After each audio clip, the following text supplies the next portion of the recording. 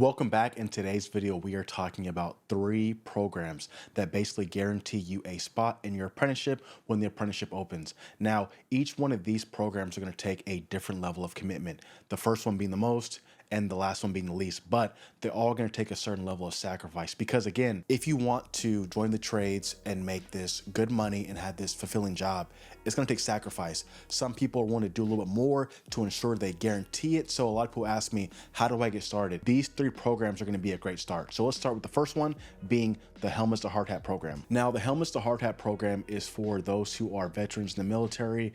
Now, this is obviously going to be the most sacrifice. Join the military, maybe you have active combat, you're away from your family. There's a lot that goes into being in the military, but a lot of those challenges are things that are going to benefit you in the trades as far as like your discipline, work ethic, understanding of hierarchy, understanding what it looks like when you have a top-down approach, all coming together to finish a task. That's going to be important. So when you're in the military, it's definitely going to give you a leg up. And I think this Helmet to Hard Hat program is definitely great for veterans. Also, they have a lot of things that help you. So benefits of the apprenticeship are you make good money. Obviously, $100,000 is not out of reach for a lot of people in the trades. You are debt-free. You're not going to college, so you're not wasting money. And also with a GI Bill, you wouldn't pay for college anyway, but just know you're debt free with your education and having good wages and benefits as an apprentice and the GI Bill. So from what I heard, the way the GI Bill works for your apprenticeship is they supplement your apprenticeship wages to make it so you're equal on par to a journeyman. So you're making journeyman wages all the way through the whole entire process. And as you, take steps up through your apprenticeship, going from the first term to the 8th term, your pay then will taper off. So that's what I've heard from other veterans. I'm not sure if that's actually true because again, I don't have firsthand knowledge, but that's what I was told. Let me know in the comment section if you've had experience like this, or am I just blowing smoke? Let me know. So going into it, talks about, just how veterans, how they transition, how it's great for recruits for the apprenticeship. Again, joining the military is going to be a big commitment. You're going to be away from your family. You're going to be maybe overseas, maybe potentially being in a war zone. So again, this is going to be the biggest sacrifice. And again, you're doing it for the country and for yourself. So again, I think this is going to be the hardest one, but this pretty much guarantees you a spot in the trades. One commenter left a comment saying, "The brotherhood from the military is the same in the union. Helmets to Hard Hat helped me get into my local with ease, and I'll be forever grateful." So it talks about all these things, and obviously, if you want to sponsor somebody or you want to give money to the program, that's all there for you. So if you are a veteran, I definitely think you should utilize this resource. And if you're thinking about joining the military, it's something you look forward to afterwards. Now, the next one is Job Corps, and I actually went through this program myself. Now, this one is a little bit different. This thing's great for those who have no experience, and it's good for younger people. You see right here, it says it starts off at 16 to 24, so that's definitely great. It says, with 10 industries to pick from and countless careers to explore, Job Corps has opportunities for anyone who wants to work hard and grow. See your career path if it fits you. Take a quiz. It talks about this. When you go there, you don't have to fill all the stuff out. So when I went to Job Corps, I was living in the suburbs. And so when I went there, it definitely was a culture shock. I mean, even though I wasn't wealthy or even middle class in suburbs, going there was a different experience. You had a lot of people who had more rougher backgrounds than I experienced. And so if you can make it at Job Corps, going on the trades is going to be cakewalk, because again, you have people who are, young, full of testosterone.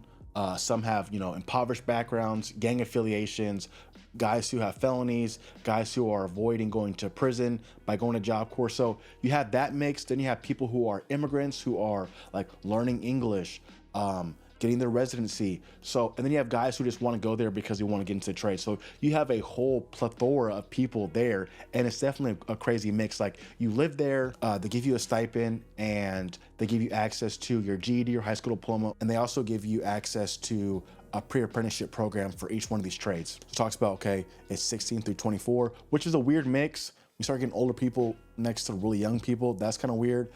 It's for low-income individuals. You have to meet the citizenship or residency requirements. You have to have a background requirement, and also people who are motivated to succeed. Like I said before, it's free housing, so you actually live on site.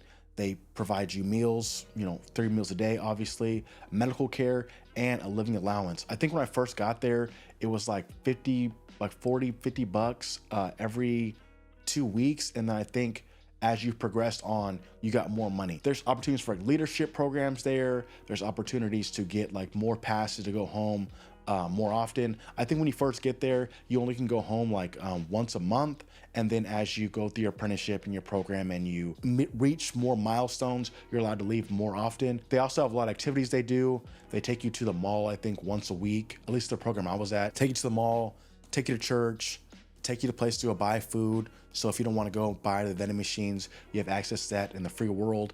I mean, it's a commitment, but I definitely think it's worth it. For people who are kind of like indecisive, they don't know what they want to do, Job Corps definitely gives you a opportunity to try out different trades, try out different career paths, and a lot of people talk about the benefits of it. I thought it was a really good program. For me, one of the hard parts for me was the fact that they wanted you to stay in the program until your apprenticeship actually opened up. And so I didn't finish that aspect, but I got my GED and I was a tutor at the program, but then I ended up leaving a little bit early because the electrical program, which I was going to be a Sparky, it wasn't open until later on. So I left a little bit early, but I definitely do think that the apprenticeship program through pre-apprenticeship program through Job Corps is a great choice. Lastly, let's talk about this program, and this is the Brothers Keeper program. This is the last, this is the Brothers Keeper program, and this is through your apprenticeship. This is great. I actually volunteered for this program a couple months ago, and this is pre-apprenticeship program, so it kind of shows you like what you need to do to be able to fulfill the requirements as an apprentice. So it talks right here, to join this program you have to be 18 years old, you need reliable transportation, and that means you need to have a license also, be able to lift 60 pounds, pass a drug screening, no experience necessary, and no criminal background check. So that means if you have felonies and you're trying to make a life change, find that redemption arc, that's there for you. If you have, maybe a drug past, that's there for you. A lot of times, a lot of people kind of come through the trades through different background choices, right? Whether it be in the military, or they have felonies, or they have families in the trades. That's pretty much how you kind of find your way into the trades, unless, you found out, from someone else and they kind of sparked your interest. But for the most part, that's there for you. So in this apprenticeship program, they're gonna help you get your OSHA 10, and then they'll help you with your math skills to make sure your math skills are on par. They'll help you with material and tool recognition and handling. You'll learn some of the basic of metal stud framing and intro to concrete formwork. So you see right here, it shows you a lot of different people, like showing you cut plywood, showing you layout right here. You see them doing some concrete formwork right here, them also doing some steel stud right here. So it's showing you the importance of like bracing. You see this, they have the strong backs, they have the mill ties on here. More pictures showing just steel stud framing. So a lot of these times they're gonna help you get your feet wet. They're gonna help you understand some of the basics of construction. I think it's great, especially for those who have no prior experience, those who are trying to jump in. This is definitely gonna let you know, like, are you cut out for this? So it shows you the handling, how to pick things up, how to use Baker scaffolds, what it looks like when you're doing layout, how to use a plumb bob. See, remember, this is a plumb bob, so I was talking about before. This is a plumb bob right here, how to level this off. Again, just showing you the basics, and then also showing you the importance of cleaning.